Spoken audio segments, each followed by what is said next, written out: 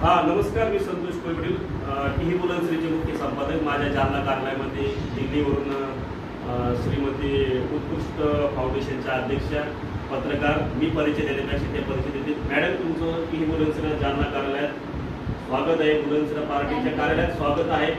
आपण जालना येथे माझ्या ऑफिसमध्ये कशासाठी आलात, का आलात आणि कोणत्या मदतीने आलात हे महाराष्ट्राच्या प्रेक्षकांना आणि जालना आणि छत्रपती संभाजीनगर जनतेला कळलं पाहिजे. आज 14 ऑगस्ट 2024 आहे. उद्या 15 ऑगस्ट आहे. 15 ऑगस्टच्या स्वातंत्र्य दिनाच्या तुम्हाला शुभेच्छा आहे. 26 जानेवारी 2024 हा आपल्या घटनेचा दिवस आपण साजरा करतो आणि 15 ऑगस्ट 2024 हा जनतेसाठी स्वातंत्र्य दिन साजरा होतोय. तर त्याच पद्धतीने माझे मित्र पत्रकार श्री सावरेजी पण आलेले आहेत गेस्ट म्हणून या ठिकाणी भेटीसाठी. त्यांचंही पण माझ्या टीव्ही बुलंदशहर जालना कार्यालयात स्वागत आहे. तर तुम्ही आता स्वतः परिचय द्या. नमस्कार, मी राजश्री राहुल चौधरी, मी सबला उत्कर्ष दिल्लीची मुख्य संपादक असून सबला उत्कर्ष फाउंडेशन औरंगाबादची मी अध्यक्ष आहे आणि महाराष्ट्र राज्य मराठी पत्रकार संघ मुंबई यांची मी दिल्ली संपर्क प्रमुख आहे. जालना शहरातील परतूर गावात एक पीडित परिवार माझ्याकडे औरंगाबादला न्याय मागण्यासाठी आला होता व त्यांना न्याय देण्यासाठी मी 23 तारखेपासून 23 जुलैपासून लढत होती. तर अखेर आज मला असं वाटत होतं की मी जर माझ्या पत्रकार बांधवांची मदत घेतली तर बहुतेक मला ह्या पीडित परिवाराला न्याय देण्यास मदत मिळेल. तसेच पुण्यनगरीचे रिपोर्टर अजय देसाई म्हणून पण माझ्यासोबत होते. दिगंबर गुजर जे जिल्हाध्यक्ष आहेत मराठी पत्रकार संघाचे जालनाहून, ते पण माझ्या सपोर्टमध्ये आहेत. पण तरी देखील मला असं वाटत होतं की जर मला कलेक्टरला निवेदन द्यायचंय तर ते 21 तारखेपासून आम्ही ऑपरेशन सुरू करणार आहे. त्याच्या पहिले जर सगळे पत्रकार येऊन या न्यूजला प्रमोट करतील तर बहुतेक कुठेतरी कलेक्टर या दुसऱ्या अधिकाऱ्यांचे मन वळतील. कारण की पत्रकारितामध्ये जी ताकद आहे ती मी कुठेच पाहिलेली नाही.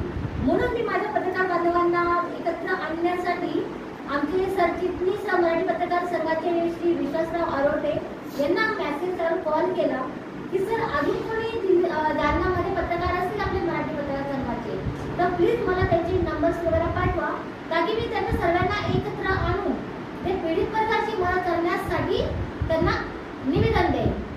मग त्यांनी मला संतोष कोल्हे पाटील सरांविषयी सांगितलं, त्यांचा नंबर पाठवला. त्यांनी सांगितले की तुम्ही यांच्याशी भेटा आणि एक दिगंबर गुजरात माझे जिल्हाध्यक्ष मराठी पत्रकार संघाची त्यांचा पण मला नंबर दिला.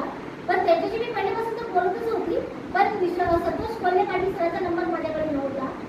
आम्ही कलेक्टरला निवेदन दिल्यानंतर सरांशी माझं बोलणं झालं पूर्ण. संभाषण झाल्यानंतर त्यांनी सांगितलं मॅडम माझ्या ऑफिसला या, कार्यालयात आपण बसू, काही आपण इंटरव्ह्यू वगैरे घेऊ पीडितांची, ताकी आपण पूर्ण महाराष्ट्रात या न्यूजला व्हायरल करून पीडितला न्याय मिळण्यास लवकर सहकार्य होईल. त्यासाठी आम्ही इथे आलो, संतोष सरांना भेटलो.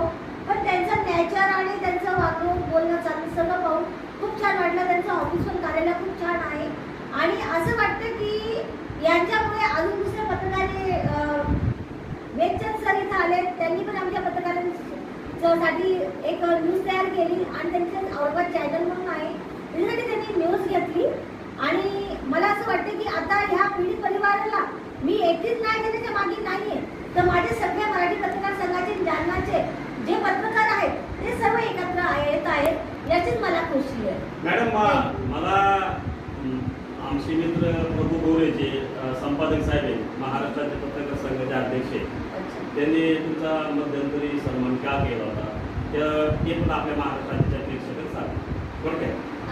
संतोष सरांनी माझं यासाठी केलं की मी मराठी पत्रकार संघाकडून विश्वास सरांनी यांना माझ्याविषयी सांगितले होते की आपला जो पत्रकार यात्रा म्हणून आमचा संवाद चालू आहे, यात्रा चालू ते थांबवून मध्येच नगरपासून रात्री वापस आले व मला त्यांनी भेट दिली, आपला वेळ मला दिला आणि त्यांनी मला इथे सत्कार पण केला की मॅडम इतक्या दुरून आल्या आणि पहिल्या वेळेस भेटतात. बघा, माझ्या ऑफिसवर आलेल्या व्यक्तींना व्यथा अडचणी असेल तर न्याय पण दिला जातो आणि नवीन व्यक्ती आला असेल, व्हीआयपी असेल, सामान्य माणूस असेल, माझ्या नजरेत सामान्य शेतकरी, सामान्य कष्टकरी हा सर्वात मोठा हिरो आहे आणि मी आलेल्या व्यक्तीचा सन्मान करतोय. मी तुम्हाला माहित असेल माझ्याबद्दल मी पुढच्या आठवड्यात केरळमध्ये जातोय, साऊथ मध्ये जातोय, हैदराबाद औरंगाबादला जातोय, त्या तिन्ही मुख्यमंत्र्याला भेटतो, तिन्ही राज्यपालाला भेटतो, विरोधी पक्षाला भेटतो. वाटल्यास त्या दौऱ्यामध्ये आमचे देवचंद सावरे साहेबांना घेऊन जाणार आहे.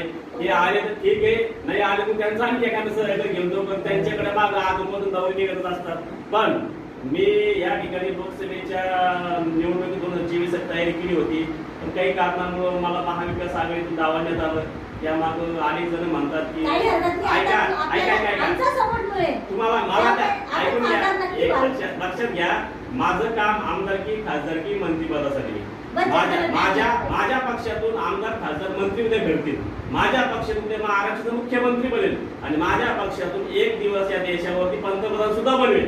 कारण आज माझ्याकडे दिल्लीवरून लोक जालन्यात लोक येतात, उलट जालन्याचे लोक दिल्लीत जातात न्याय मागायला. सत्ता तिथे दिल्लीत आहे, पण आज दिल्लीचे लोक जर जालन्यात येत असेल तर संतोष कोळी पाटील काय आहे हे बाळासाहेब ठाकरे साहेबांचे शिष्य ही आज महाराष्ट्राला ही खूप मोठी ओळख आहे.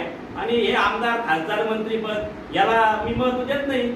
आणि ज्या लोकांनी आज माझं खासदारकी पद काढण्याचा प्रयत्न केले ते राष्ट्रवादी काँग्रेस पक्षाचे अध्यक्ष श्रीमान शरद पवार साहेबांनी आवाहन करतो की साहेब, यासाठी तुम्ही महाविकास आघाडी स्थापन केली होती का? संतोष कोळी पाटलाची उमेदवारी